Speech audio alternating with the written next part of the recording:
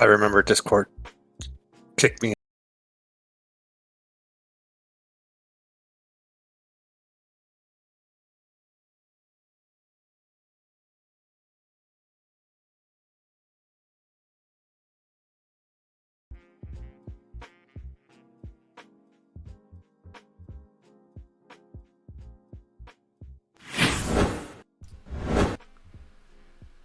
Oh, I'm all blurry. What? Focus. Focus. Okay, there we go. Hello. Good evening. I can't stream right today. I'm down to one device. Stream's cancelled, folks.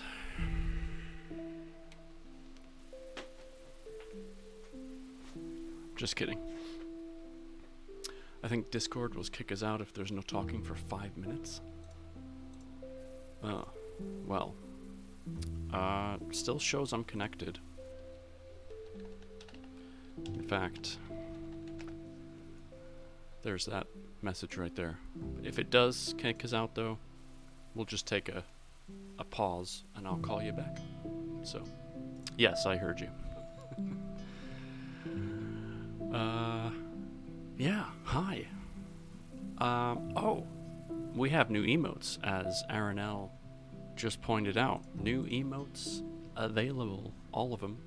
My favorite one,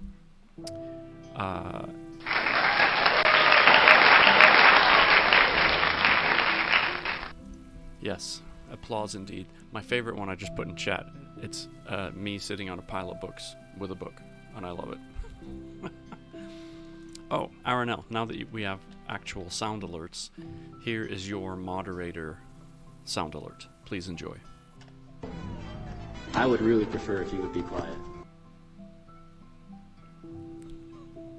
I love it. I would really prefer if you could be quiet. That's the only thing I could find that suited a, a library style theme. So, I hope you like it. My microphone keeps moving. So yeah, how's everybody doing? I've had a fun few days. Leaves chat. Welp. There goes another moderator.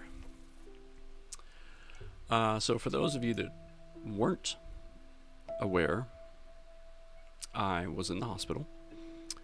Tuesday afternoon, I had some intense pain in my chest, which, it was bad. And then I was having some PVCs, which are extra heartbeats that shouldn't be there. And my hands were getting all sweaty. So a few hours later, it was still going on. So I was like, this is weird. This is unusual. This is new. I need to go get seen. So I ended up in the ER. I spent basically until about 2-3 o'clock the next day, being observed and checked out and stuff. They ran the usual tests and everything's fine. It was just a very strange occurrence. But luckily, because of this reoccurring chest pain, hey Skunk, what's happening? I'm gonna get a referral to a pain center in a town close to me, Cedar Rapids, and I'm also gonna get referred up to Mayo Clinic in Minnesota so that they can take a look at me and see if they have any ideas, because no one can figure out why I keep having this chest pain. Not a clue. So, we'll see. We will see. The life I live. So yes, anyway, hi Axion, good to see you, sir. Goldie, of course, our author, iBlue Wave. Glad to have you in the chat. Skunk, is this a different account? I don't remember you having 2 underscores. Not that it matters, but glad you're getting the help you need. Yeah. It just sucks though, because I'm like, well, can I get some medication for home, like when the pain sucks? I don't want to keep coming back to the emergency room for something we know is not life-threatening. And none of the doctors have been like, oh yeah, here's what you should have, because they don't have a clue what to give me. You changed your name back. Okay. Cool. Right. So, the plan, just in case some of y'all might have forgotten, we're going to finish this book tonight. And then Goldie is in Discord, ready and waiting so that we can interview him after we're done. So I hope you're excited. I know I am.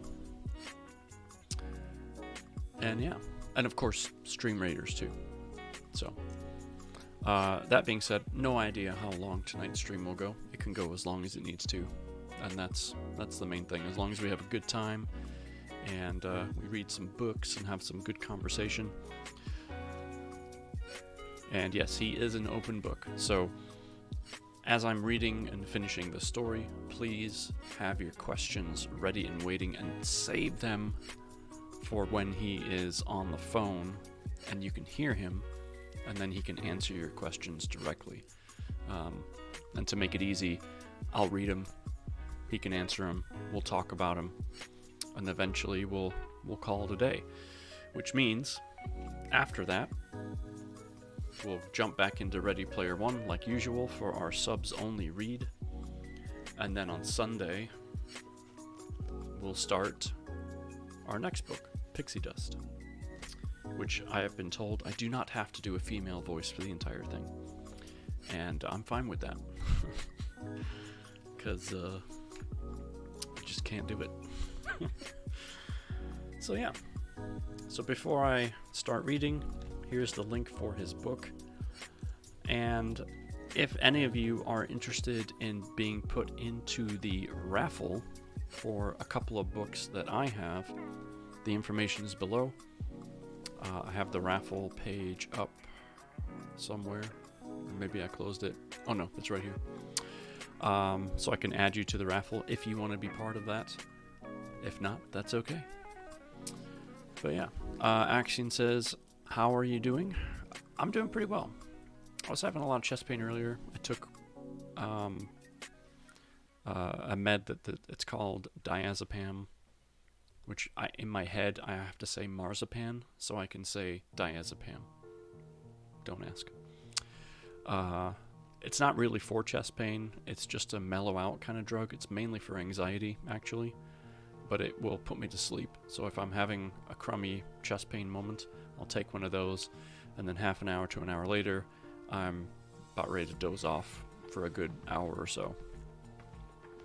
So, there you go.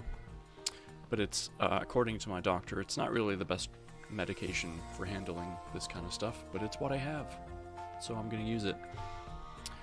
Alright, let's do stream rating. Let's get into the battle. Oh, this map. We're gonna go over here. And let's see. It's mainly a melee and I think ranged. Oh, it's not even, it's mostly melee. Crikey.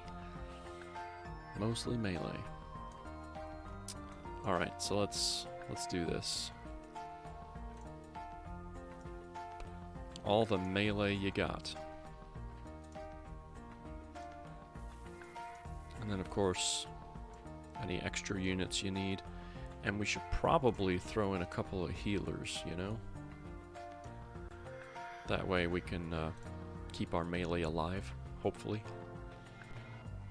I guess we'll see. Goldie says, thank you all for your listening to the novel. I hope you enjoy the ending tonight. I would love to read your reviews on Amazon. Yes, please drop reviews if you can. That's something I will be doing once we have finished. Zebra! Hi, Zebra. 2-month subscription. Girl. Bless your heart. Oh, that means you're in the giveaway. I don't know if you knew this. Just in case you didn't, here's the information below. I just posted it. While you're reading that, I'm going to put you in the giveaway. So hold the phone. Add and save. All right, you're in. You're in like Flynn.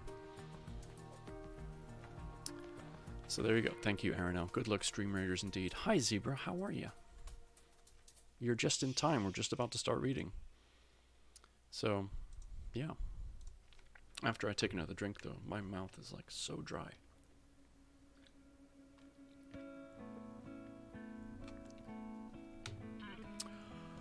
Okay. I am opening the book. Thank you for that shout out, Aaron. Zebra is, she says she's savage, but she's really not. She's pretty cool. She might be a little off the wall sometimes, but that's what makes her Zebra. That's what makes her her, and that's totally okay. She has some crazy friends too, but she plays It's My Real Name. Okay. She plays a crapload of Fortnite, probably too much Fortnite, but she plays it, and she does well most of the time, unless you make her only do campfire, which she hates. Savage is my maiden. What? Seriously? I did not know this. Ladies and gentlemen, the Savage Zebra. Oh, I've been wanting to try something, and I totally forgot to do it when you subscribed. I thought I see what you did there. So, this is what I'm going to try and do, okay? Every time someone subscribes, I want to go like this. Savage Zebra.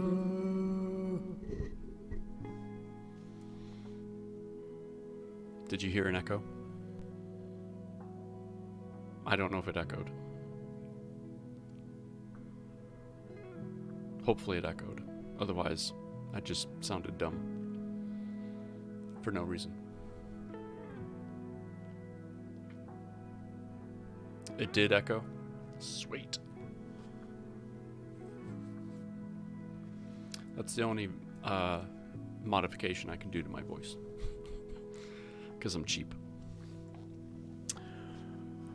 It was awesome. Oh. Thank you. I don't think so, but who knows? Okay. So, ladies and gentlemen, boys and girls. Well, hopefully there's no kids in here. This is not an under 18 style book. So, but anyway, ladies and gentlemen, cats and dogs, we are going to read chapter 39 and finish out this book tonight, along with the epilogue, of course. So here we go. Let's get into it. Chapter 39 is early September 2020. Ethan's cabin. Oh, I forgot the recap again. Gosh darn it. It's a good thing you're here, Goldie. Hold on. Oh, I'm really good at this. Okay. Let's try this again. We're recapping chapter 37 and 38. So, this read takes us back in time, one more time, the last time, minus the epilogue, following Tita and Luca. So, they have been traveling now from town to town, because you remember they left Messina. They've been traveling for about 2 years. And they're basically without home. They're just going from town to town to town in hopes to outrun the plague. And we see a lot of flashbacks from Luca, who's, growing up a little bit, but he's remembering how things have gone down since they've been going from town to town. And no matter where they went, if it started out good, it ended horribly, because they'd outrun the plague, and then all of a sudden, people would start talking about this disease. And then, sure enough, disease hits. And so they move on. And it got to one point where they were so bad off, like Luca had stepped on hot coals, completely burned up his foot. Like, the descriptions in the story are disgusting, but they're good. It really puts you in the moment, you know? And they get to this town. I forget the town's name, because I didn't put it in the recap for some reason. I think it was Aberamagau, and I'm probably saying it wrong even now. But anyway, they get there, and there's guards outside, and they're like, unless you live here, unless you do business here, you're not coming in. And they start having rocks thrown at them, and like Tita is covering up her son with her body to try and save him from damage, and she's getting rocks all over. And then like the lord of the town, so to speak, basically shows up and says, what the hell are you guys doing? And basically lies and says, hey, these are my family, let them in. And that's where we leave it, assuming that this guy is like saving their lives, basically. But after that, we jump back into 2020. Alex, you know, who's on a rage to go and find Ethan and kill him, has finally found his way to the cabin where Ethan, Angela, and Ethan's sister Janet are. But the journey there was challenging at times. You know, bikers tried to take all of his stuff at one point. He ended up with bullet holes. And he basically learned to stay as isolated as he could while he traveled, which included, you know, when it was time to sleep, he would pull off into fields and get away from everybody as much as he could. But he did finally make it, and he got into the cabin. He even passed a couple of vehicles, or a vehicle with two bodies, where Ethan, Angela, and Janet had to basically take out a couple of people that tried to steal their stuff, because they went and found food. And he's now in the cabin. He hears them coming, and he opens the door. And that's kind of the cliffhanger that we left it on. So there you go. That is the recap. So now that I've done the recap, we can actually, you know, read the book as planned. Okay.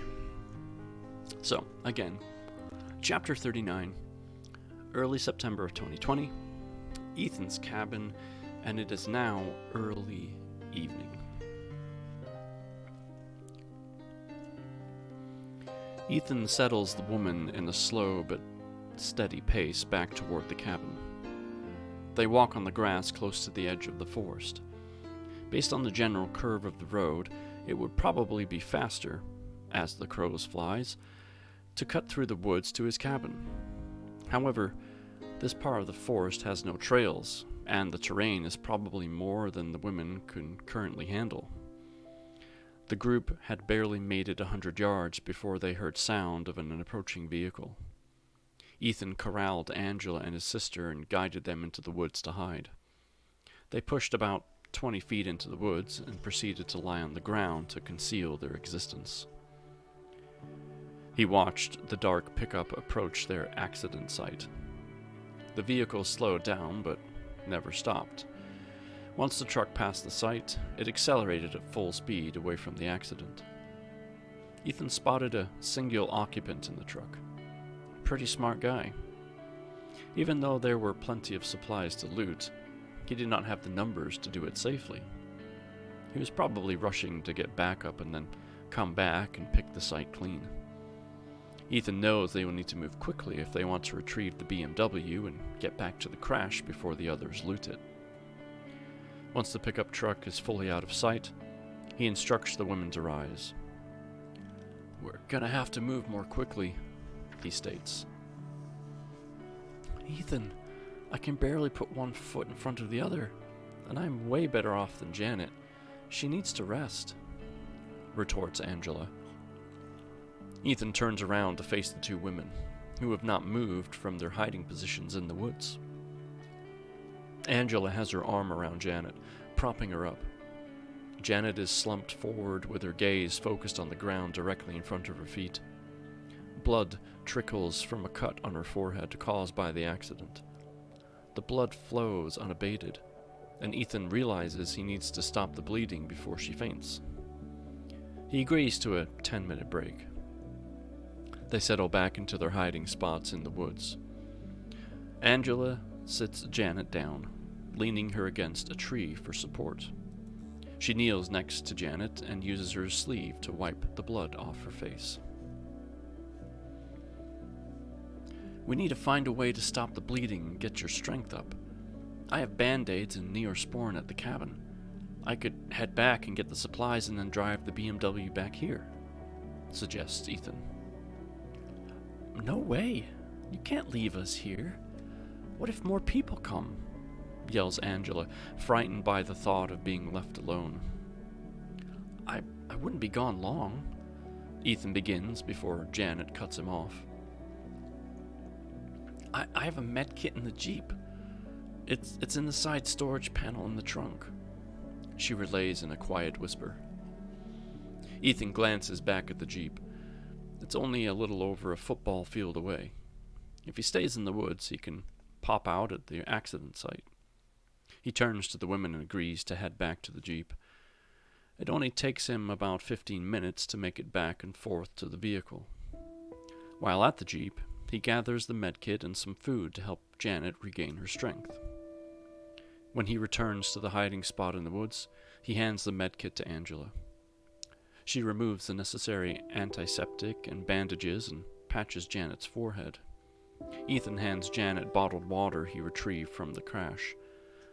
After the minor triage, the color in Janet's face returns. Angela and Ethan help her rise, and they both support her as they continue and walk toward the cabin. As they walk, Janet's strength seems to return. It takes the group about 40 minutes to finally make it to the cabin's driveway. The sun is low in the sky, with the hills blocking any direct sun rays. The sky is turning a darker shade of blue by the minute. Okay, I will drop you ladies at the cabin and then take the BMW back to the crash site. You can't go by yourself. You need someone to watch out for trouble, responds Angela. Fine. We will drop off Janet and then we can go back together to load up the supplies, responds Ethan. You are not leaving me alone in the cabin with crazy murderers roaming the town, Janet yells with all of her remaining energy. Listen, I can't be here and there at the same time. We are out of food. I doubt we're going to find a haul like that again. I have to get back there before someone else loots it. We've been gone too long already. You can't leave me alone, Angela and Janet call out in chorus. What do you want me to do? Screams Ethan as he turns to face the two women. At that moment, the cabin door flies open and a man runs forward. Ethan, Angela, and Janet freeze in their tracks at the surprising intrusion. They instinctively take a step back from the advancing man. Their fear rises as they notice the man leads his advance with a handgun pointed in their direction. Drop the shotgun. Drop it now. Drop it, I'll shoot you where you stand, screams the man from the cabin. Ethan reluctantly drops the shotgun, which clatters to the ground. Angela and Janet stare down at the gun, afraid of the consequences of being disarmed. Now, kick it over to me, demands the assailant. Ethan places his toes in front of the gun and then kicks his foot forward. The gun bounces across the packed gravel driveway, settling about 3/4 of the way to the gunman. You are Dr. Strong, the man states, half as fact as half as a question. Ethan looks up from the gun before him and into the eyes of the gunman. I am. Do I know you? He asks as he defensively holds his arms up in front of his chest. No. Maybe. What does it matter? I know you, blathers the gunman. Alex had thought of this very moment for the past week. He thought of all the things he would say to the doctor. He thought of all the permutations their interaction could take. But now, standing in front of the man, he is flustered. He also never expected to have an audience to his exchange. The presence of the two women is unsettling, based on Alex's desired outcome. I'm sorry, I do not recognize you, responds Ethan. That is because we have never met, replies Alex, realizing that he is losing control of the narrative of the conversation. Well, what do you want? Sorry, what is your name? Inquires Ethan. My name is Alex, but that isn't important. Sarah, that is the name that is important. Who is Sarah? Questions Angela with a hint of jealousy. I have no idea, Ethan whispers back to Angela. Who is Sarah? He asks Alex. Sarah is my wife, Alex yells. Sarah was my wife. Before you killed her, he adds in a quiet, sorrowful tone. I didn't kill anyone named Sarah, retorts Ethan. Are you kidding me? You killed everyone. Have you seen the world outside? It's a mass death and destruction. The world is ending, and it's your fault. You and your damn vaccine. That fucking vaccine killed my Sarah. Alex rambles. His voice grows louder and higher with each word. I didn't do that. The vaccine was designed to save people. The vaccine is a death sentence, retorts Alex. That is not true, blurts out Angela. The vaccine is a miracle. We all took the vaccine and we are fine. What did you do? Save all the good vaccine for yourself and kill the rest of us? Accuses Alex. It's not like that, Ethan states as he takes a step forward toward Alex. In his heightened state, Alex takes the movement as an act of aggression. As a warning, he fires forward and toward the ground, but accidentally strikes Ethan in the foot. Yeah, that's great. He screams and doubles over on the ground. He rocks back and forth, hollering from the shock and pain. Blood spurts from the wound coating his hands. Angela runs to his side and kneels on one knee next to him. She grabs his leg and places it on her elevated knee to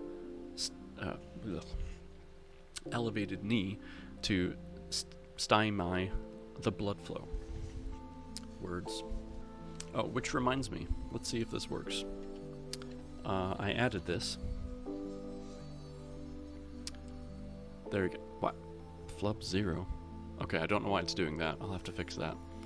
But anytime you hear a flub, feel free to type in !flub. It's just another way to let you know that I'm a pro streamer.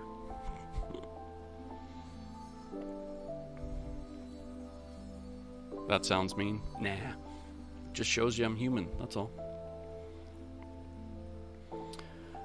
We need a tourniquet. Something. Anything to stop the blood flow. Angela demands, turning to Janet and then to Alex with pleading eyes. He shouldn't have advanced on me. Who advances on a guy holding a gun? Alex demands as he unbuckles his belt and throws it toward her. She stretches forward to grab the belt off the gravel driveway. She loops the belt around Ethan's thigh and cinches it tight. Aronell says, "Will do."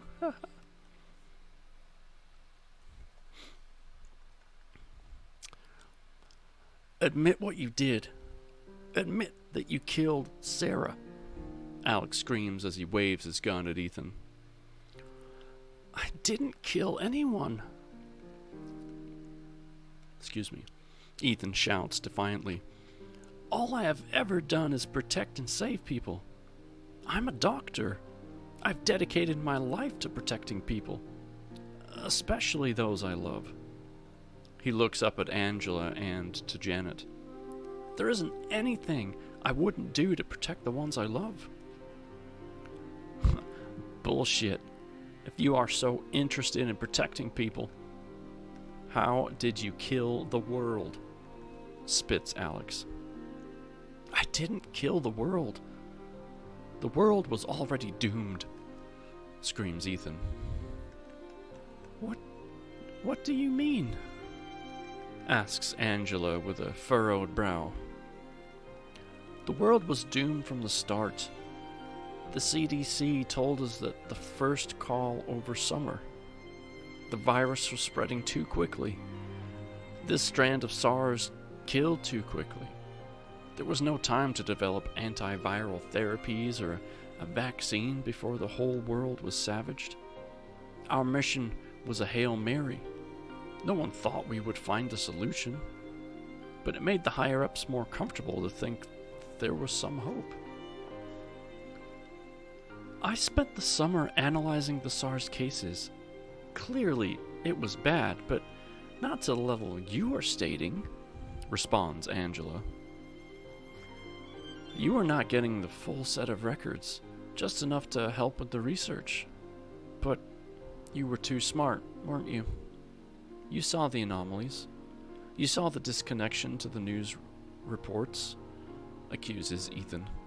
And to make matters worse, you voiced those questions to Erica. Fucking Erica. That woman is a pit bull and anally retentive. She started asking questions. She started alerting other people. If the higher-ups caught wind of her questions, they would drill down to the source. They would find you, and you do not want to be on their radar. So, you had Erica transferred? Questions Angela incredulously. Don't be naive. Transferring Erica wouldn't stop her. It would fuel her. I flagged her, and she was dealt with. Dealt with? What does that mean? Demands Angela. Ethan does not respond and turns back to Alex. Angela remains kneeling in the gravel, confused by his statements. Janet gives a quiet gasp as she realizes what her brother must have done. Your wife was dead no matter what. The vaccine gave her a fighting chance. The vaccine was never going to save everyone, but maybe it could save some people. What are you saying, Ethan? Asks Janet as the flow of revelations rock her perception of her brother. First, the vaccine is a completely novel concept. It is primarily a theoretical exercise. It takes years to develop a vaccine. You have to go through multiple testing phases. You have to track the side effects of the vaccine. You have to weigh the advantages versus the disadvantages of administrating the vaccine to the general public. We didn't do any of that. We went from idea to production in a matter of weeks. However, the alternative was the majority of the world dies. The vaccine couldn't really do any more harm than doing nothing. But it did. People are dying of SARS and the plague now, rebukes Alex. Did it? Dead now or dead later? Does it really make a difference? Those who are naturally immune will survive, begins Ethan. Angela interrupts. Naturally immune? Yes. The underlying concept of the vaccine is sound. Damage the SARS protein receptor and the virus has nothing to attach to. There are those who already have a mutated ACE2 receptor, We administered large-scale DNA tests from all the blood samples we got from the hospitals. We found a correlation between immunity and survival to primarily those of European descent. On a hunch, we tested the same individuals who were immune to HIV/AIDS from the European study conducted recently. A large portion of those who were immune to HIV/AIDS were also immune to the SARS virus. They had damaged ACE2 proteins. Thus, we could hope that 10% to 15% of those infected would naturally survive. Our mission was to try to improve that result if we could. There were no other solutions. All the labs around the world were coming up blank. The world was already starting to slip into anarchy. We needed to find something to calm the masses. They needed some hope. "Did you know that the vaccine would kill people?" inquires Angela. "Of course not. Considering the speed to market, the initial results were overwhelmingly promising. We projected 60% vaccination success. As for the others, it just wouldn't work, and they would ultimately die of SARS.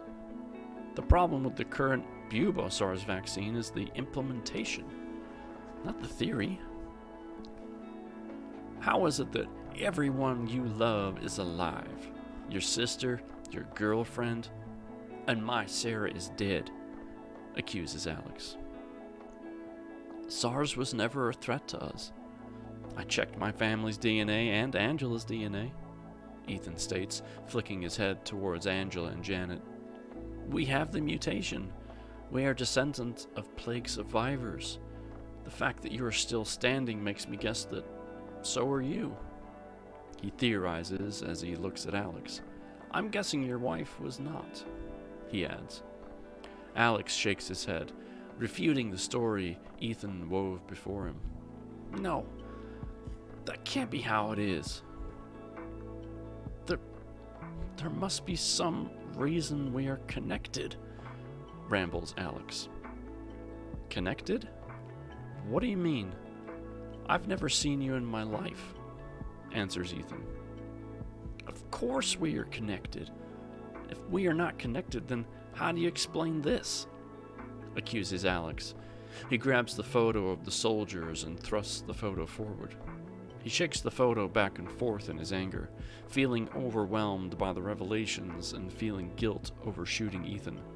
Alex lowers his gun and points it toward the ground. He continues to shake the photo frantically. "How do you know me?" Excuse me. Ethan notices Alex's gun arm drop. He peers to his right and can see the handle of one of the Jeep's attackers' handgun sticking out of the back of Angela's waistband. Propping himself on his left arm, Ethan reaches out and grabs the gun. Angela's body blocks Alex's view with Ethan's movement. Janet, who is standing slightly behind and to the right of Ethan and Angela, immediately sees Ethan's intentions. She rushes forward, screaming, "Ethan, no!" She leaps forward between him and Alex, hoping to draw his attention. The report of the gun echoes in the clearing, sending flocks of birds from the forest trees. Oh boy. Janet crumples to the ground with a bullet in her abdomen. Lost loon. What was that noise? Was it Stream Raiders? Yes, the Stream Raiders battle is ready. We'll get to that here in just a moment. And hello, Lost Loon. Welcome in. Ethan screams Janet's name and crawls on his hands and knees to her. She's tucked in a fetal position, lying on her side. He rolls her onto her back. Angela and Alex stand frozen from the shock of the turn of events. Janet! Janet! I'm so sorry. I'm so sorry. Janet's eyes flicker as she tries to focus on the face looming over her. Her hands are folded over her stomach, hiding the impact point. A pool of red spreads past her palms, soaking the fabric of her shirt. Why would you do that? Why? Ethan asks through his sobs. Janet's eyes blink rapidly, and her eyes lock with Ethan's. Because you're better than that, she whispers. She takes 2 more labored breaths, and then her head flops to the side. Ethan pushes back from his sister and sits on his bottom. He holds the gun in his right hand, pressing it into the gravel driveway. No, she wasn't supposed to die. I saved her. No gunman was going to hurt her. I was supposed to protect her. He rambles as he shakes his head back and forth. Hey, Bubble. Good to see you too, sir. Welcome in. Oh, and that reminds me. I don't know if you've heard this yet. Can you imagine being like an Australian on Twitch? You'd have the best voice in the world. You'd have the best voice in the world.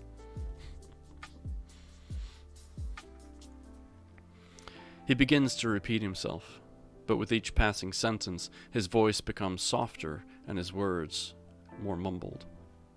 That was your sound alert, sir. Every 10 minutes, mods can play their own sound alerts. Ethan's words are barely audible when he suddenly swings his hands up. He places the gun in his mouth. What? He places the gun in his mouth and fires. He flops backward onto the driveway with his arms and legs spread out. A lake of blood quickly forms under his head. What the hell? Okay. Angela screams. She wails and cries from her kneeling position. She turns away from the side of Ethan and Janet and throws up. She continues to dry heave for several minutes before she feels the presence of someone next to her. Alex is down on one knee, placing himself at her level.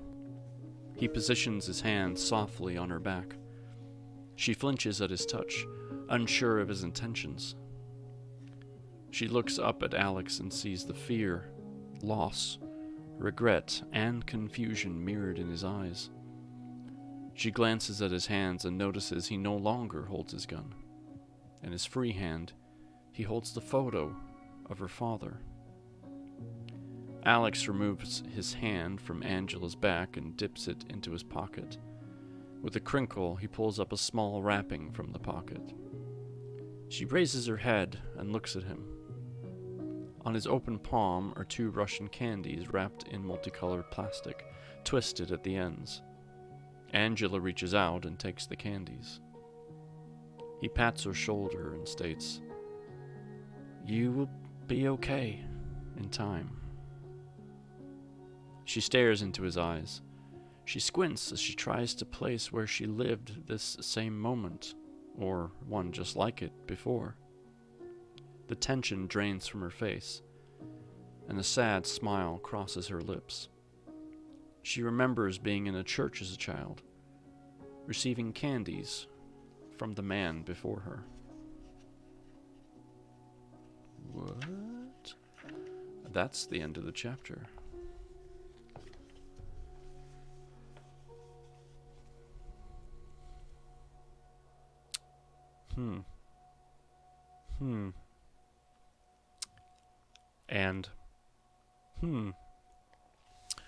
But don't worry, we still have an epilogue to go through. But before that, Stream Raiders, more than meets the eye. Let's see. Oh boy, we are probably gonna die. Let's see, who can I curse? Let's curse you guys. The epilogue is probably going to reveal more than what we realize, so have no fear yet. Skunk is just going to town. So is Lost Loon.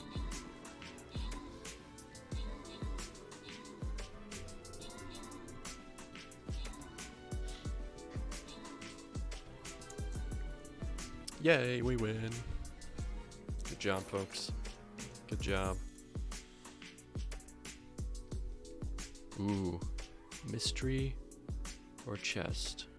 The mystery one is a chest too, and then there's an option for gold. So we're going to go for the mystery and then the gold.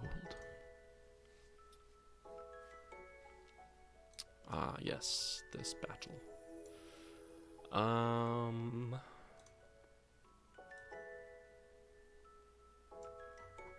We need lots of ranged. Lots of range.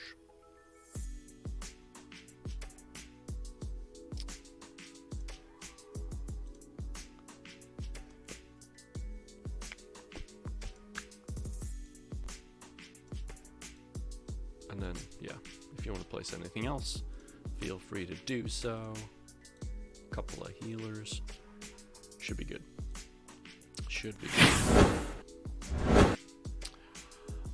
Over weeks, I hope people remember that the same scene as Angela remembered her dad's funeral as she drove from Boston to New Jersey in one of the first chapters.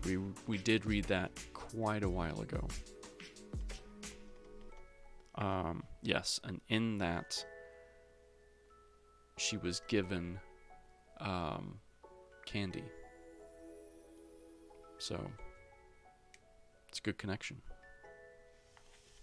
Congrats on the victory indeed. Alright, let's do the epilogue, and then we'll talk to our author. And with that in mind, let me just make sure we're still... Yeah, no, we're still connected on Discord, so that's good. Okay, awesome. Jason, look at the photo writing. Look at the photo writing of the photo. Photo writing of the photo. Oh, the gang from Iraq. Right. Let's see. Hold on. Turning pages. Turning pages. Let's see. Yes, the gang. Iraq 2004. We've got John F., Ted W., Frank S., Mike H., Dean S., Al V., Ramon R., and Ernesto S. Let's see. What was Angela's last name?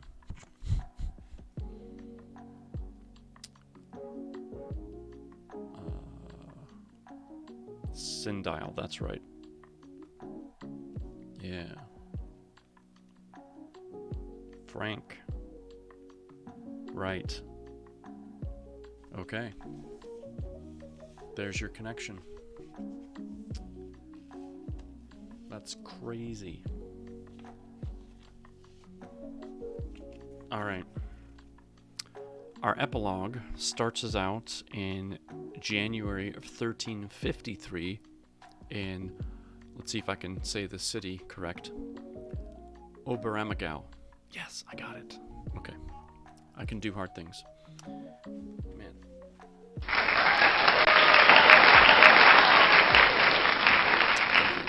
Yes.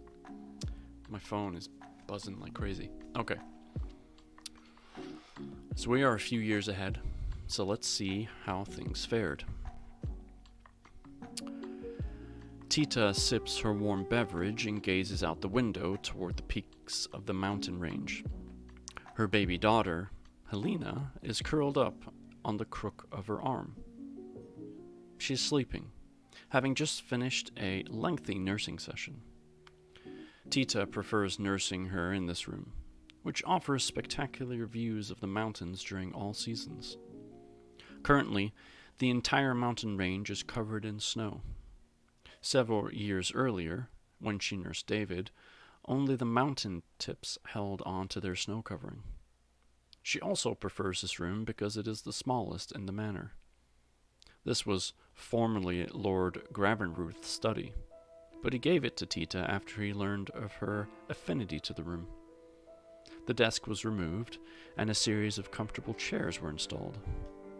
A bassinet was placed in the opposite corner from the window to provide her sleeping baby protection from the midday sunlight. Lord Gravenruth commissioned a new set of tapestries to cover the windows on cold winter nights.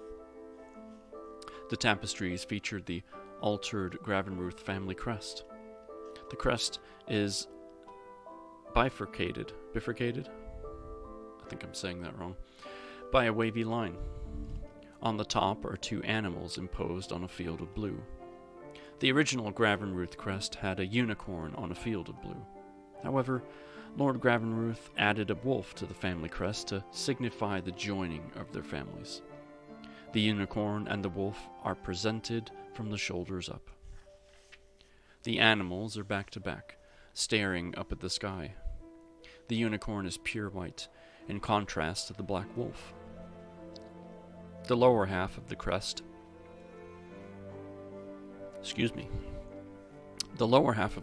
is on a field of gold, displaying a series of cut logs. This represents the vast lands owned by Lord Gravenruth and the wood resources that are the source of his fortune. The entire shield is surrounded by intertwined green ivy vines. Underneath the shield, interlaced among the ivy, is a white banner with the Gravenruth family name. When the tapestries are drawn, the room is plunged into total darkness. Tita also appreciates the quietness of the study. The bookshelves that line the walls provide a natural soundproofing to the room. For this reason, Tita asks that the books remain. The tomes in her husband's study cover a multitude of topics, including science, history, philosophy, and religion. However, Tita most often finds herself reading the Bible as she nurses her baby. The passages provide her comfort and peace. As she reads, nurses, sits, and rests in this room, she feels as if the room is filling with a liquid of pure calm, a liquid that engulfs and penetrates her. In these moments, Tita recalls Psalm 34. I sought the Lord, and he answered me. He delivered me from all my fears.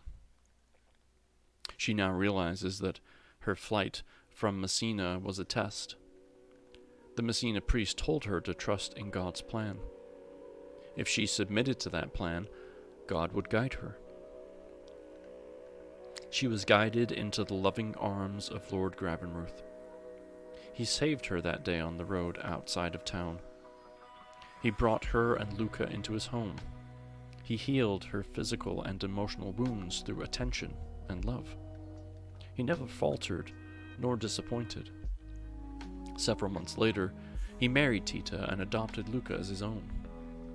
The pair soon built on their family by having a son. Tita named him David after the innkeeper. And now, the family is complete with the addition of Helena. Do you remember from early in the book, Kate's stuffy of Heraldry and the shield that was the linchpin to her research? That kind of rings a bell. I was thinking back to when Angela and her sister were talking about like family trees and stuff. I thought maybe that was going to be interlaced somewhere. That night, after Tita puts Helena and David to sleep, she lies in bed, recovering from the day's exertion. Lord Gravenruth strokes Tita's hair and says, "My love, you have endured so much, yet you have remained so strong. How have you managed to persevere?" "I needed to persevere so that when I did the will of God, I would receive what he promised," she explains. "And what did he promise?" questions her husband. "Safety. That no one in my family would suffer from such a merciless disease ever again," she declares. Kate says there is a family crest that is different than the rest because it has a unicorn and a wolf. Yeah. See? Coming back around. Okay, so now in the epilogue, we are jumping to early September of 2020, back in Ethan's cabin. It took several days for Angela to make the preparations and gain the nerve to leave the cabin. She spent the majority of that time sleeping in the master bedroom, After the confrontation in front of the cabin, Alex guided Angela inside to the bedroom. Once she lay down and plucked the photo from Alex's hand and pointed to one of the soldiers. "That's my dad," she revealed. Alex leaned forward to view the soldier. He moved his finger a few soldiers to the right and informed her, "That's me." He left her in the bedroom and returned outside. He carried the bodies behind the cabin. For the next several hours, he dug 2 graves in the gravel parking area behind the residence. He took a bit of extra time to craft 2 wooden crosses from some branches he found in the woods. He moved the BMW to the front yard so there would be no reason for Angela to see the graves unless she wanted to. By moonlight, Alex returned to his pickup truck. He traveled a few miles to the site of the Jeep's accident. To his surprise, the site was exactly as it was when he passed it several hours earlier. As he got closer, he turned off his headlights and cut the engine. He coasted next to the truck. Quietly and silently, he retrieved the majority of the supplies in and around the Jeep. He decided to drive back to the cabin by the moonlight only. Alex was surprised to find the BMW and Angela still at the cabin when he arrived. Exhausted from the effort of the evening, Alex collapsed on the couch and fell asleep. As he slept, a thunderstorm swept across the region, washing away the remnants of the bloody confrontation. Angela found Alex on the couch the next morning. They exchanged nervous salutations.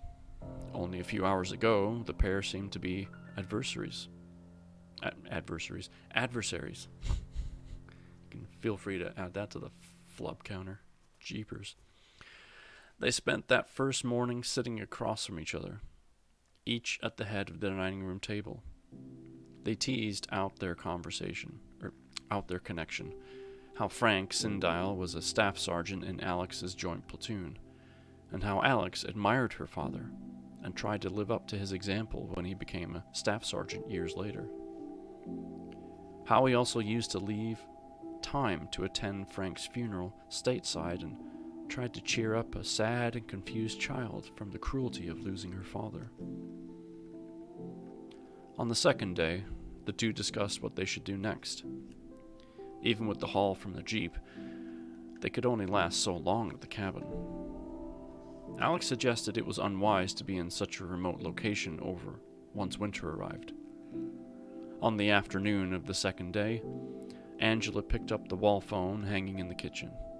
She almost forgot it was there because Ethan never used it when he spoke on the phone to the other scientists about the vaccine. Now Angela guesses that this was because Ethan did not want to have those discussions in front of her and Janet. He wouldn't want to reveal the true efficacy of the vaccine. Alex refers to Frank, not by name, to Dr. Burke. Okay. Angela's hands trembled when she dialed the phone. She was so frightened that no one would answer the call. The phone rang 5 times before a young woman answered. "Hi, this is Angela Sindile. I'm looking for Samantha." Sammy was overjoyed to hear from her. Angela spent hours baring her heart and soul to her friend about the events of last week. She broke the news about the vaccine to her as gently as she could. Sammy assured her that the entire O'Shea clan was alive and healthy. The summer on the farm had been very productive. Sammy extended the offer to Angela for her to ride out whatever would happen at the farm in Vermont. Angela thanked her and informed her that she would leave first thing in the morning to join her. Alex set his alarm to wake him up on that third day. After waking, he exits the cabin and heads to his truck. He divides all the supplies in his truck in half and transfers them to the BMW. He's just completing this task when Angela ventures outside. "What are you doing?" she asks. "I'm moving half the supplies to the BMW," Alex responds. "But why?" "Well, it's only fair that you get half of the supplies." Well, I'd rather have all the supplies, responds Angela. Of course. That is only fair considering all the trouble, he begins. I would rather have all the supplies and you to accompany me on the trip. I already mentioned to Sammy that I was coming with a travel partner. Once we arrive, we can decide what is next, she explains. Alex gives a curt nod and goes ahead with the task of placing all the supplies back into the pickup truck. The end. There it is, ladies and gentlemen.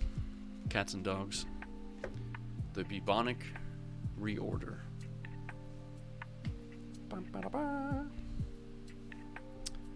Well done, Aaron.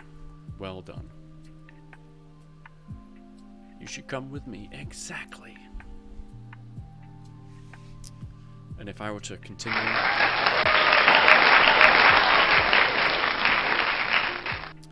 They date. She has a baby. They get married. They live happily ever after. That's the speedy ending. All right. Give me a moment here to pause, take a drink, and then we will get Aaron on the phone. All right? We will be right back.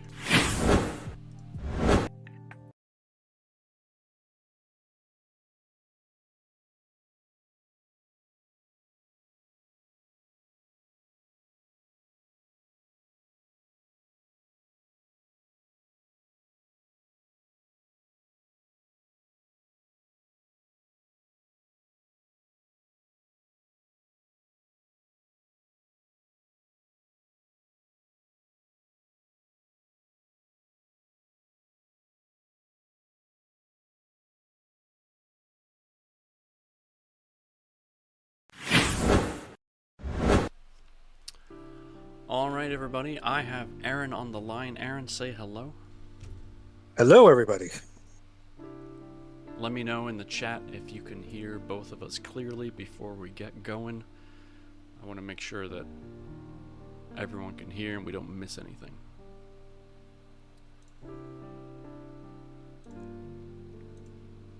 Arnell says hello, so I'm assuming that you can. That's good. Okay. So, before we get into anything, first of all, thank you for replying to my, plea on that Facebook group. I'm very glad you did.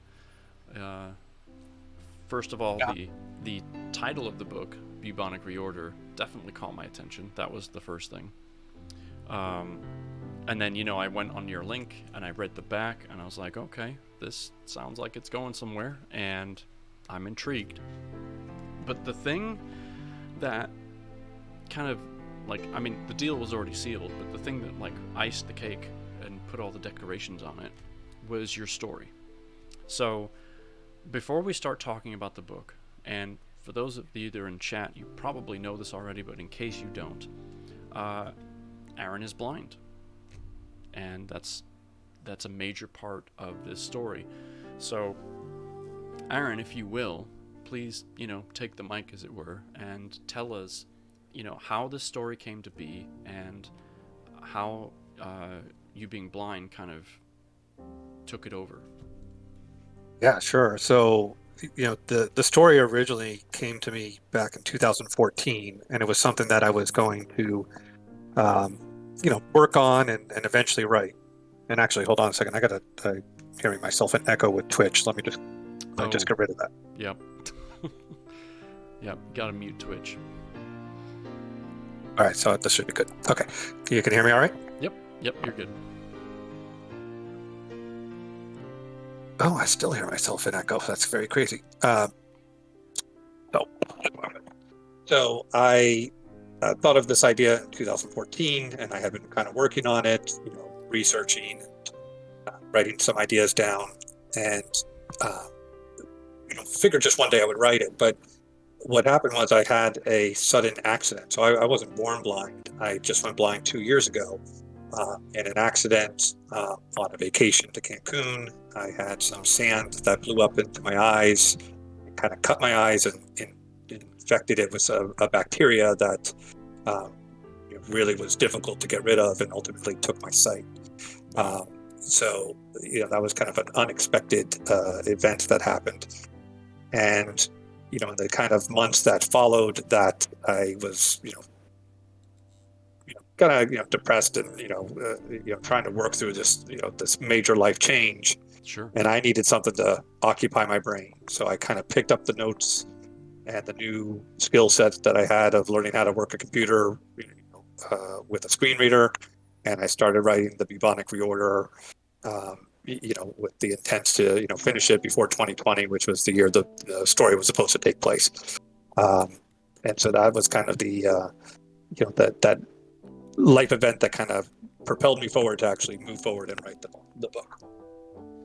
Wow. Okay. I remember you saying it was an accident, and that's about as much as it was, because we had talked a little bit on Facebook.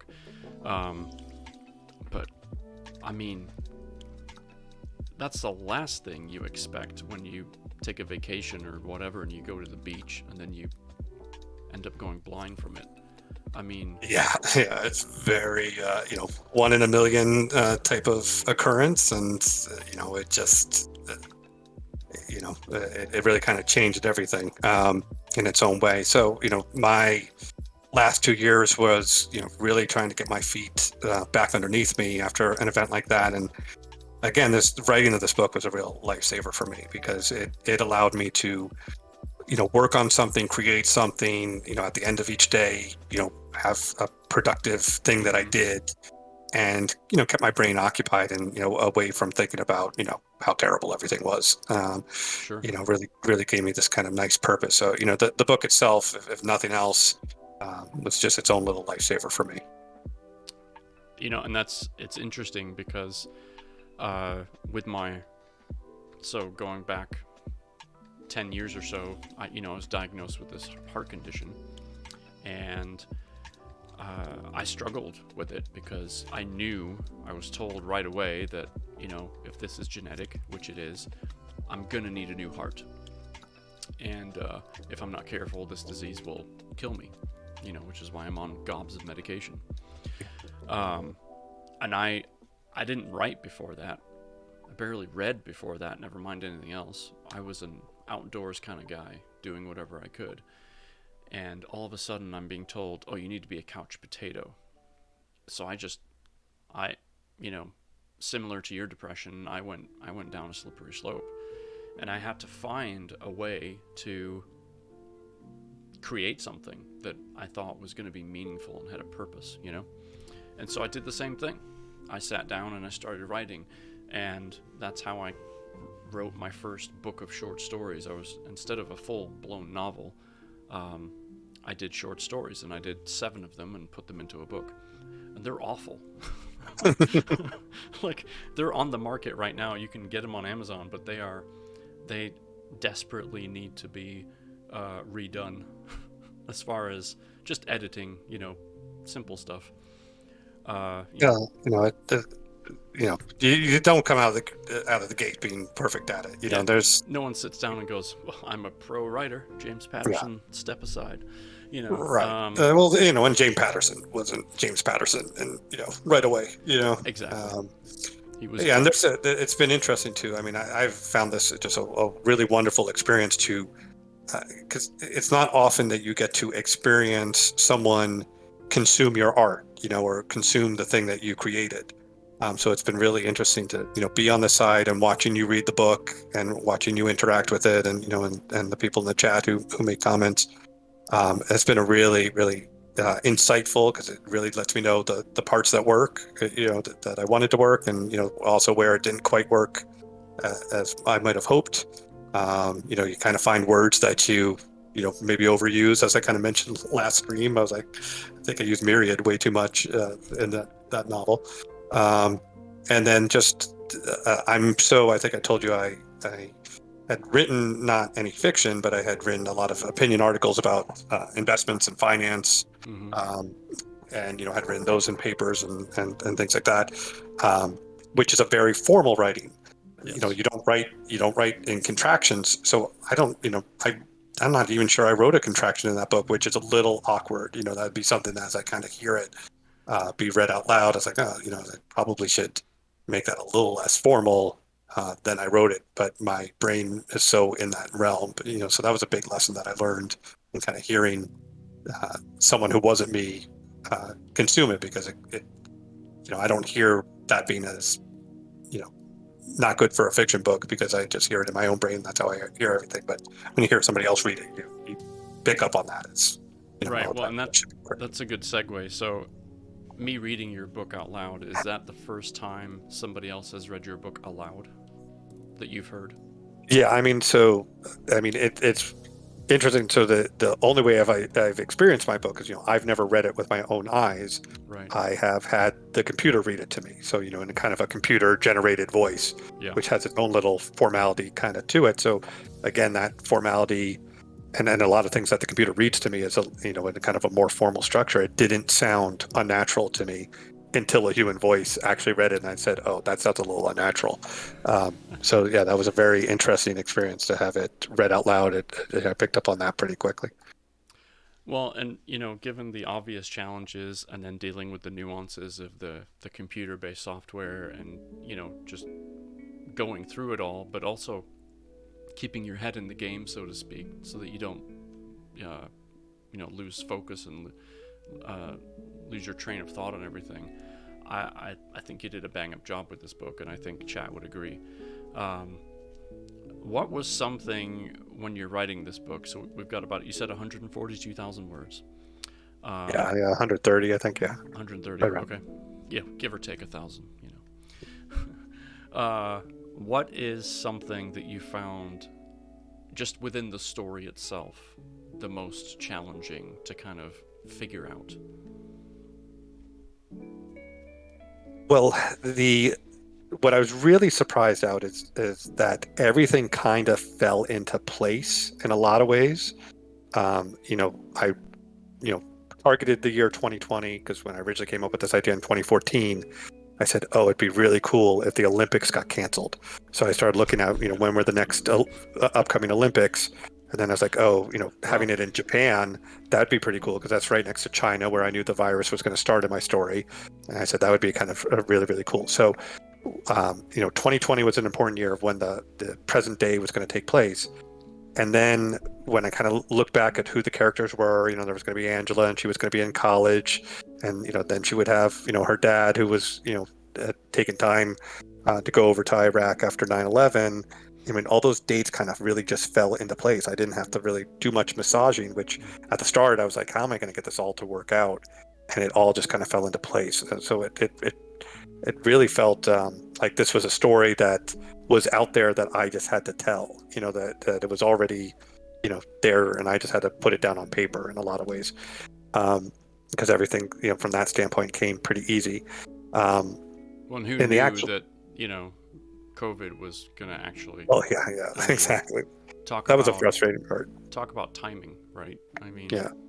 That is a frustrating part, because I told you I finished the book in December 2019, and just a few months later, COVID news is on the air every night, and I'm like, oh, this isn't my story, and my story is the restriction of airfare, of people traveling, and my story is hate crimes against Asians, and my story is the shutting down of the Olympics, and my story is this, that, and the other thing, and I was just really frustrated, and from a story standpoint of the work of art that I had just done, or the novel that I had just written, that it was kind of being taken away in the daily news cycle. There's no shock and awe with the story, because now people are just living it, is basically what you're saying. Yeah, and now everybody's an expert, and that's not how vaccines work, so that was a little bit of the frustrating part of, and my worry was, are people going to be burnt out on COVID, or so they're not going to want to consume that, or have their own set opinions about it, which again is a little unfair because I wrote this all before COVID ever happened. Right. So I didn't have COVID to as a roadmap when I wrote this. I just wrote this story. Now the thing that I've talked to with a lot of people is I did research on this for 5 years, and I read a lot of scientific papers, and did a lot of research. I was just gonna get to that because you told me in a previous stream.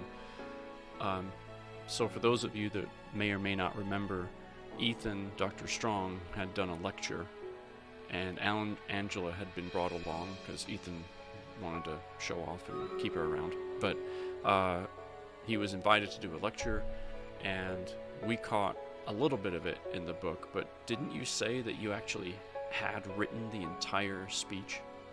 Yeah, I did. That in the book that originally was about 12 pages, and it was like I don't know if you had this in your book when you edited it down, but it was like the thing that I had spent so much research on and learning all all the bullet points about the religious implications and the cultural implications and the social implications and the change in the political. I wrote all of those out in the book, and it went on for 12 pages. And when I read it, I was like, oh, I love all of this, but I can see somebody be like, okay, when is this going to end?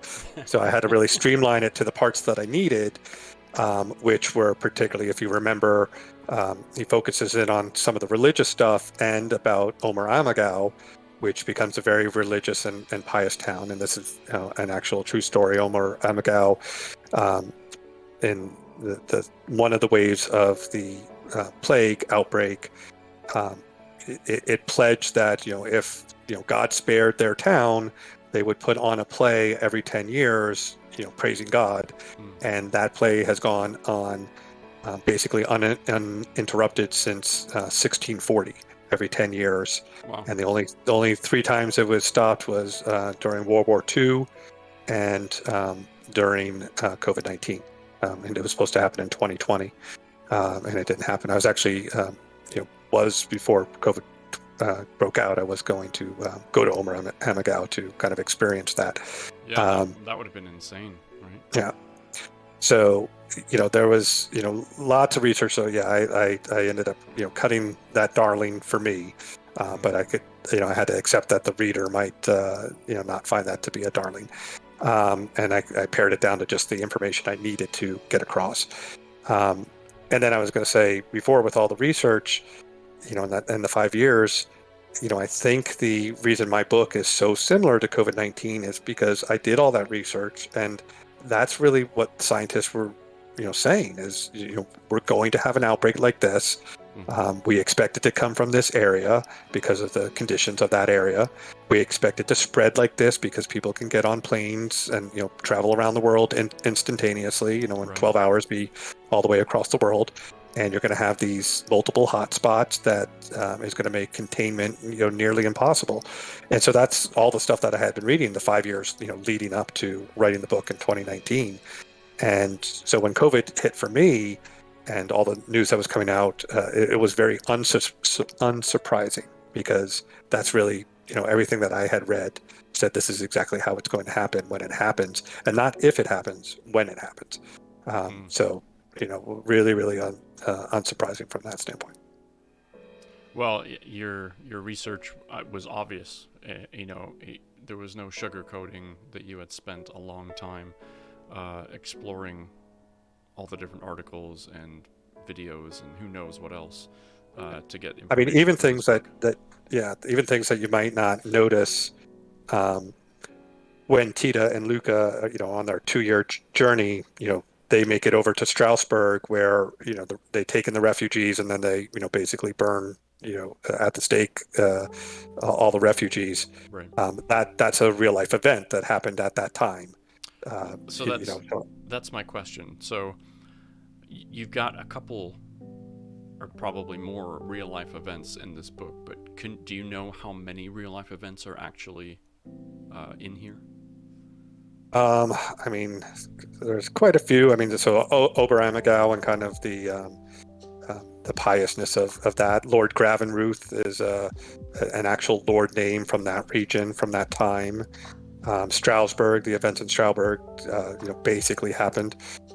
They burned all the, not just refugees, but anybody who had any sort of affliction, skin, psoriasis, any sort of, skin abnormality. They burned those people at the stake. the Kaffa at the very beginning of the story with the Tarta army who get in kind of a scuffle with the Genovese traders at a northern port, and then the traders come to Kaffa to kind of hide, and the Tarta army surrounds Kaffa and it catapults their dead into the city. That's all a real live event, that happened. It's quoted as the first biological warfare event in history. Whether they realized it or not, Yeah. I would hope they would, since they were catapulting bodies. But there's reference. Oh no, actually, I cut that. I was going to mention a couple other things that I cut from the book, but so a lot of that, their movement kind of through Sicily up into Genoa, across over to France and then back to Germany. I kind of looked at how the virus spread, so that they were, ahead of it. If they were in a location at this time period, I kind of checked that the virus really kind of wasn't there at that time period, or not yet. When they were at Strasbourg, that's when that event happened, and then they went over to Oberammergau. And the religious ceremony really starts up in the 1640s, but it's kind of the illusion I want people to get is that Tita, with her piousness and her turning to the Bible and religion, really kind of set that community on their kind of religious approach. Gotcha. That's kind of the illusion that I want the people to get to. The other thing that was most nerve-wracking, or that I worried about the most, was the things that I peppered through the book. Would people pick up on them before I wanted them to? So,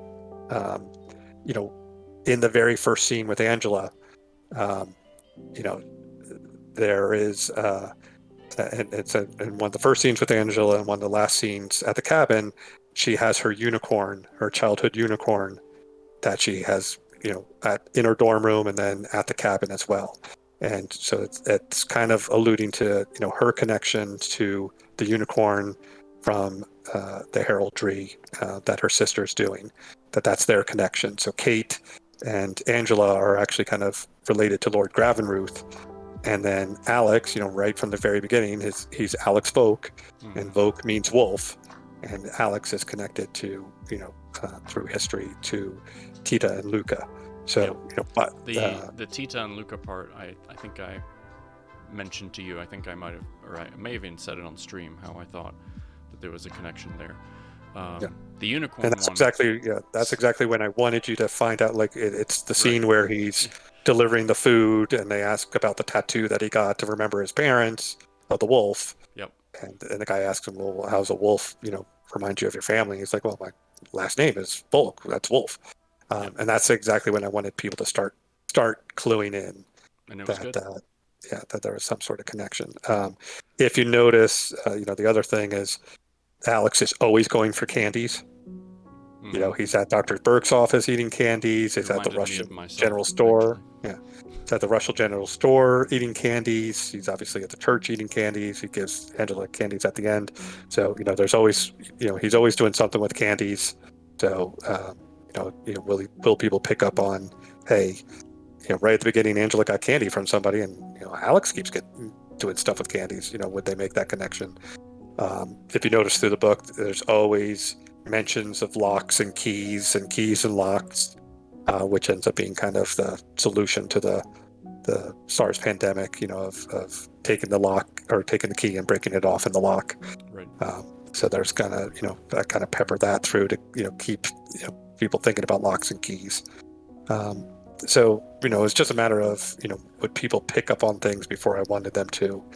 And then, there's some things where I didn't force feed everything to people. Like, again, we were just saying this as we switched over from this, the Twitch to the Discord, that it's hard when you read it over 6 weeks because, I don't know if people remember the whole scene of, Kate and Angela around the table when she's doing all her family tree stuff, and all the papers fly over, and Yep. there's all the heraldry, and Kate says, well, this is the one that's the linchpin to my research, because it's the only one where you see two animals in one section of a crest, a unicorn and a wolf. That's the only place that happened. So, when you get to the end and there's the tapestry and that's the unicorn, the wolf, I feel like if you read the book over the course of a day or two, you would remember that scene and say, yeah, oh, I get it. They were connected all along. And I told you, made allusion to that, right at the beginning of the story. So a lot of things were peppered right at the beginning. And I didn't want people to pick up on it too early, but seemed like, it did well. It seems like you didn't pick up on stuff. Even like in the photo right at the beginning when Kate and Angela are going through the box, right at the beginning, I show you the photo and it says Frank S, and two names away it says Al V. You know what I mean? So I didn't really hide too much that Alex Volk and Frank Sindile were right in that photo right from the beginning. But the clues. What I hoped was people would just kind of breeze over it and not think about it. And it seemed like that did happen. So yeah, no, I thought it was great. I love the subliminal messages hidden without that later, shine. A light shines, and all of a sudden, the light bulb turns on, and there you go. I thought it was great. So I guess at this point, what's next for you? You've written this book. Are you working on something else? Are you gonna work on something else? What are you planning to do now? Well, so book-wise, believe it or not, at 130,000 words, in my original thought process of this story, this was the halfway point. And so I originally was out to write the whole book, and when I got $130,000 or 130,000 words in, and I was only halfway through, I was like, oh, I better kind of wrap this up here and then see where it goes. And I'm kind of deciding, do I just let this story be what it is, or do I kind of continue with what happens with Angela and Alex in this world? As you kind of notice, what I do is there's just kind of illusions that the world is kind of falling apart around. It kind of hyper focuses in on Alex and Angela and Frank, or not Frank, Ethan, as they kind of converge on the cabin. But as Alex is driving up, he's seeing more and more carnage. He's seeing fewer and fewer cars. He's seeing just flocks of people who are just migrating, walking, in God knows what direction. So there's just that kind of illusion that the world is crumbling around it, and the question is how bad does it get? And that's maybe something that you can kind of get into. I think it'd be a slightly different story, and it's just a matter of whether you go into that kind of dystopian, post-apocalyptic. Right. Well, and the two books that I'm giving away are of a dystopian nature, but they're only about 50,000 words a piece. So, but it is like -19, which thank you COVID-19 for giving me the help of the title, but. It is this idea of a city that, it's a few years past all the chaos, and life is trying to find a way. And we find ourselves in this tormented city with people, good versus evil. Like there's a group that are trying to restore balance, and there's all these other people that are just fending for themselves, gangs, all that kind of stuff. So I took it from that approach, whereas your book took it from the beginning and into. So I definitely think you've got plenty of room, movements, and options for continuing if that's what you decide to do. But as for this, the original story. Ethan was going to survive longer, and just keep doing kind of like turning evil by a bunch of little actions. Keep doing more and more things to protect Angela, protect Janet, and at the sacrifice of other people, to the point where is he a good guy anymore if he's gonna keep hurting other people just to protect his own? Right. Because that's where it's gonna go. And I kind of did that on a little bit of Yeah. shorter timeline here, where we see him do that. Yeah, for sure. yeah, I mean, he's cracking. He's had this massive failure. He's trying to hold on to. Well, I'll just protect, these people, and I'll keep them safe. So again, when Janet dies, basically at his hand at that, another failure, he just can't take it, Right. and takes his own life. Even in that monologue at the end, he's saying, "No, I've never killed anybody. I'm a doctor. I heal people," but he had just killed 2 people like an hour before. He Yep. quickly forgets that that means nothing because it was I was protecting these people, so that's okay. He's kind of lost that Right. that grounding, if you will, that moral grounding. Yeah, he definitely lost his footing, and I can only imagine what life would be like and what his state of mind was in that moment. But I didn't expect him to just take his own life, so that was definitely a shock.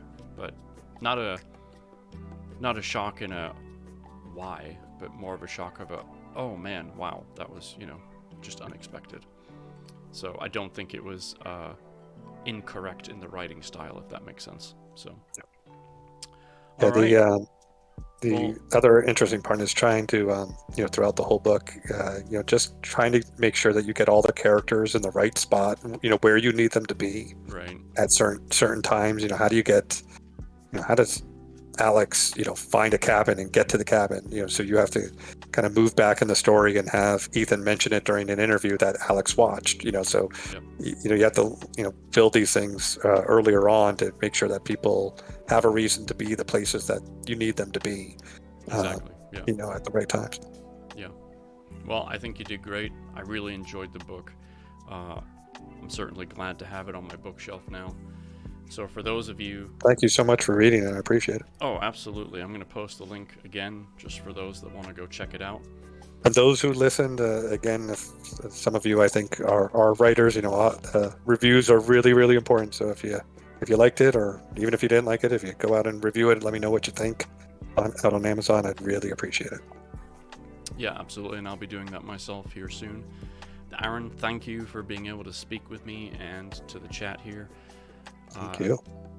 Really appreciated it, and yeah, I hope you find it within yourself to continue on with the next part of this, or maybe even a new book altogether. Maybe a new story comes to mind. Who knows? But either way, I wish you much success. Well, thank you very much. I appreciate it. It was really a blast for me. I really enjoyed this experience. Awesome. All right. Well, I will hang up here, and then I'll continue on in Twitch. Okay, great. All right. So there you go. Thank you again. Let's real quick Stream Raiders. I know that battle's been sitting there waiting. So let's get that done. Skunk, you have all the craziest... You always have all the interesting units. I love it. All right. Let's start the battle and see how we do.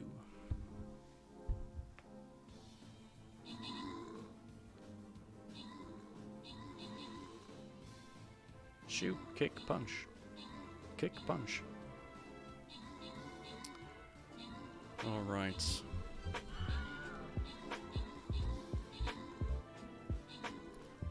What is that? I know it's a war beast, but what is it? Looks like a dragon, maybe? Or a snake or something? I can't tell.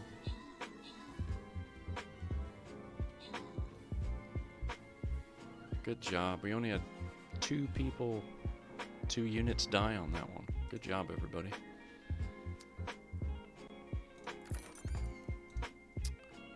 Zebra. Getting some scrolls. Alright. Money. I like money. I like snowflakes too. Alright. Well, there you have it, everybody. The Bubonic reorder. It only feels like, just the other day that we started reading this, and poof, we did it. stories told.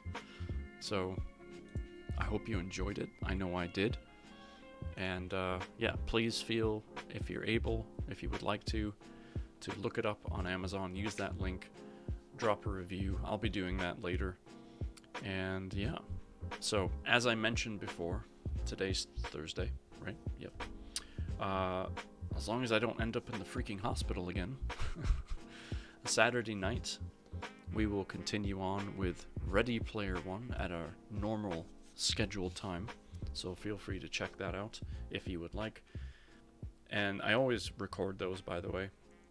So if you're not able to attend the live reading, I post the YouTube link in the subs chat so that you can listen to it later if you want. And then, of course, on Sunday, we crack open Pixie Dust and start a whole new book, whole new adventure. So, thank you, absolutely. And then, let go. After that, we even have this one. Whoa, get in the camera. Whispering Magpies.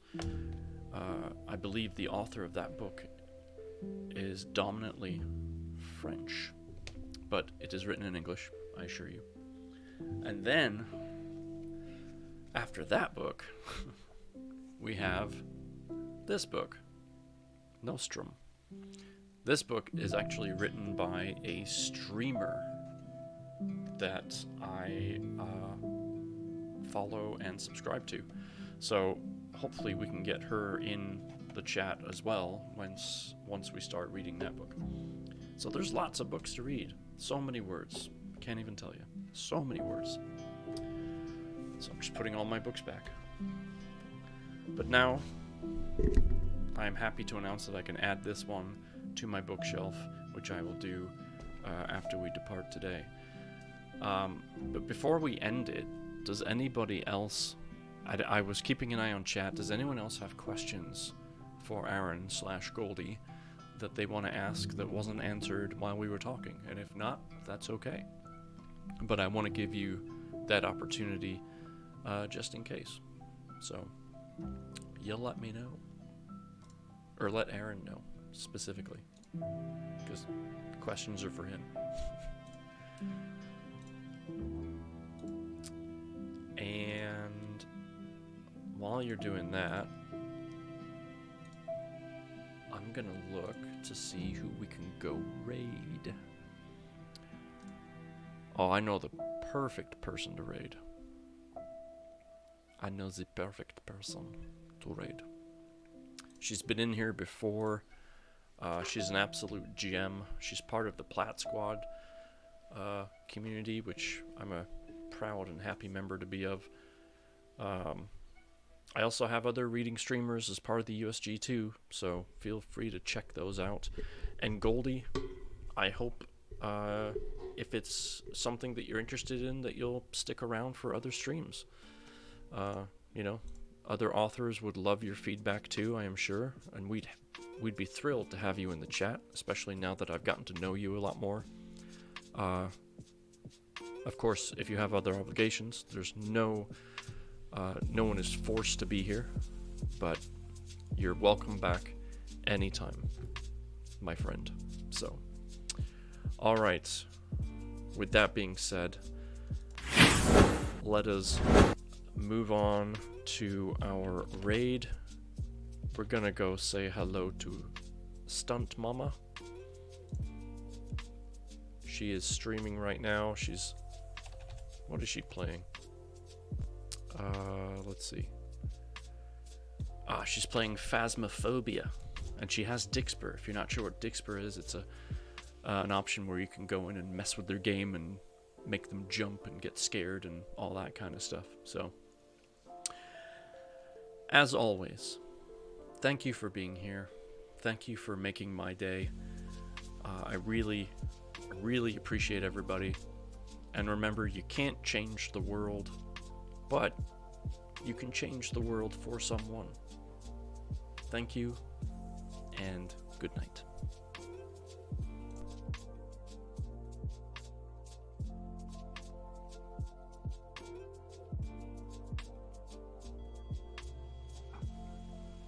It's not writing in the book. It's not stepping in the salt. It's not blowing the candle out. Oh, geez, that startled me.